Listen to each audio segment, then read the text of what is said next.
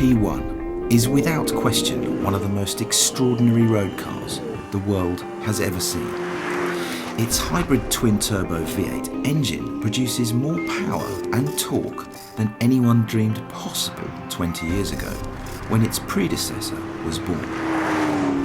And its chassis, aided by an extensive aerodynamic package and hydraulically controlled height-adjustable suspension, is arguably even more advanced in both its design and, as we'll discover, its ability to keep the P1 glued to the road.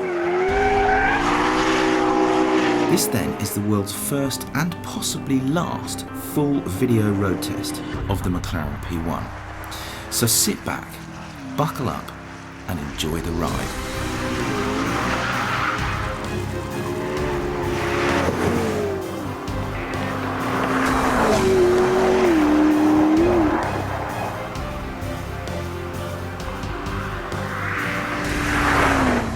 Test 1. How fast can the P1 accelerate from 0 to 190 miles per hour? And how long does it take to reel in the world's quickest hot hatch, the Mercedes A45 AMG, after a 5-second head start?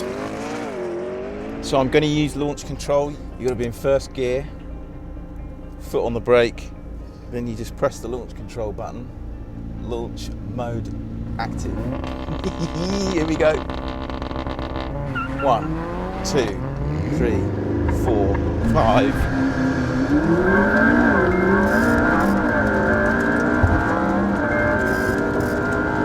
123, 135, 150, 160. There goes the Mercedes.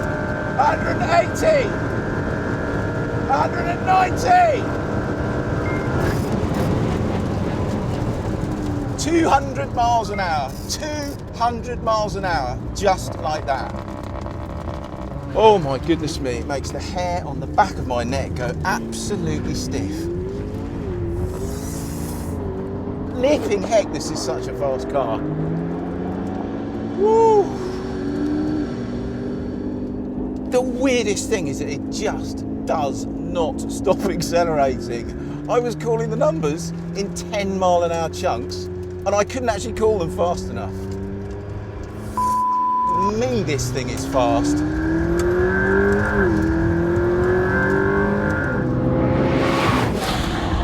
And what really blows my mind is that when you get to the end and you stand on the brakes and you're doing, well, 198, 199 miles an hour, it absolutely throws these claws out into Mother Earth. You just stop. The brakes in this car are, if anything, even more impressive than the performance. And that is saying something.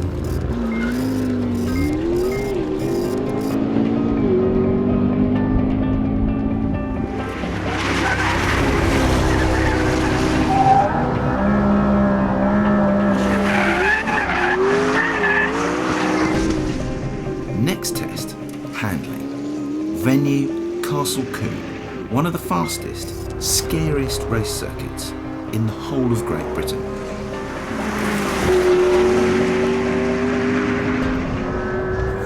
Flipping hell, this thing feels so lively.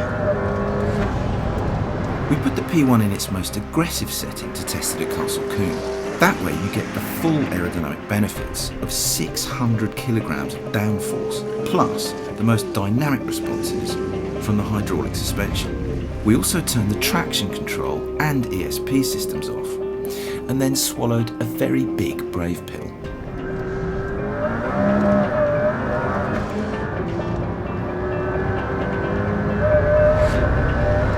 Wow, the acceleration is mental. The brakes are awesome. The steering is beautifully accurate.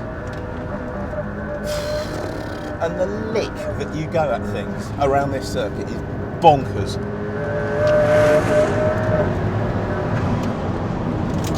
Flaming heck. That reached an outrageous speed down there. I do think it's too stiff in race mode to deal with Castle Combe. I actually think it might be faster around here in sport. it's just so bumpy. Because I've got all the traction and everything turned off, it's just wanting to light the rear end up all the time, which is fantastically exciting. But it's also slightly petrifying as well. We didn't time the P1 at Castle Combe because the health and safety meanies wouldn't let us. But we did time it around our regular handling circuit at Myra as part of this road test. And sure enough, it smashed our outright lap record by well over a second, beating the Bugatti Veyron Supersport's time in the process by a vaguely ridiculous 2.5 seconds. Okay, let's try some silly stuff.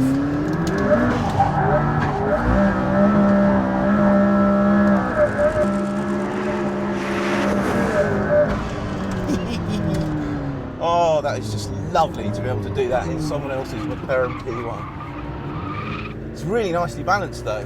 There is no slippy diff in a P1, but they have this torque vectoring system, and well, you can see you can drift it to your heart's content basically.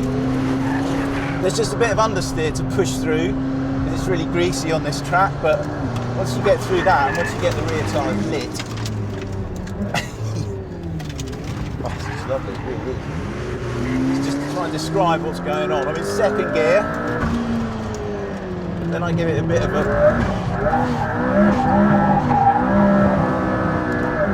poke with the throttle. It understeers just a little bit to begin with, and then as soon as traction breaks at the rear, you get sideways, very, very sideways.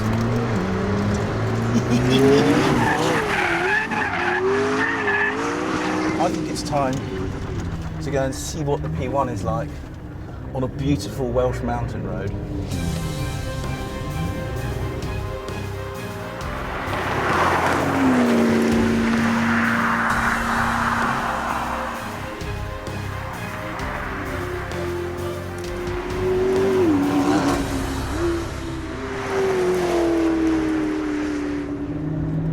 There is no way I'm going to drive this car anything like as rapidly as it is capable of going on a public road like this, because, oh, I don't know, I mean, mistakes just come flying towards you faster than you can believe it, and other road users just look at you like you've dropped out of the sky if you open the throttle wide in this thing for more than about 2 seconds.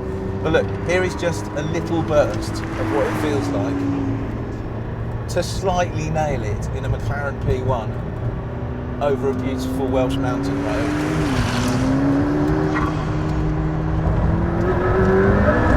Oh, I mean, that is just nuts acceleration, absolutely nuts.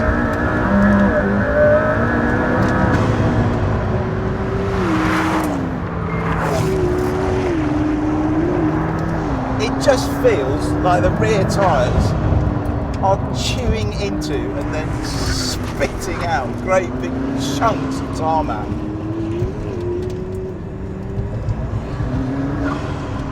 I really, really love the steering in the P1. There is so much feel coming at you. And once you've got a little bit of heat into the front P0 Corsas, the front end is just pinned no matter where you aim it or almost how fast you aim it.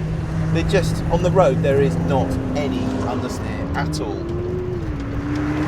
The traction is insane, quite frankly. Oh, and the brakes are lovely too. Really, really lovely feel through the pedal and just titanic stopping power.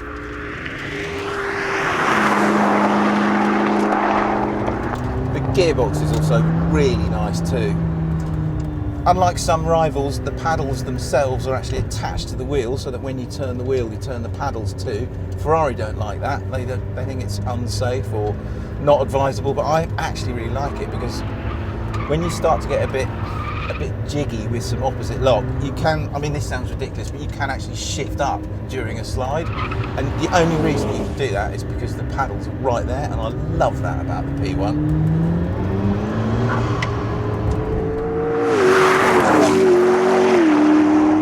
God, this car just feels so special to be driving on the public road. It really does.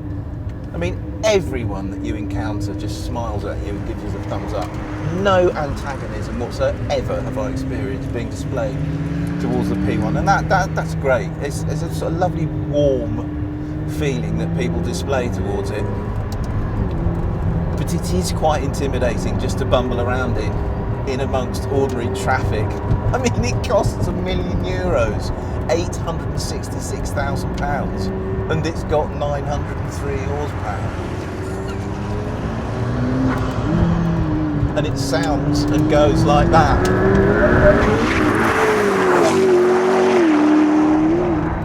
What a machine! I'm not sure about the ride quality. I think it's a bit too fruity for your average UK road. Even when you dial it back and put it in normal, it's quite hard and it's quite uncomfortable. When you run it over a cat's eye on a motorway, for example, you get this almighty thump that just goes through the whole front frame. And I think that's basically what you end up with a carbon tub, fundamentally. But what that then gives the rest of the car is just this incredible sense of stiffness and control and just ultra precision.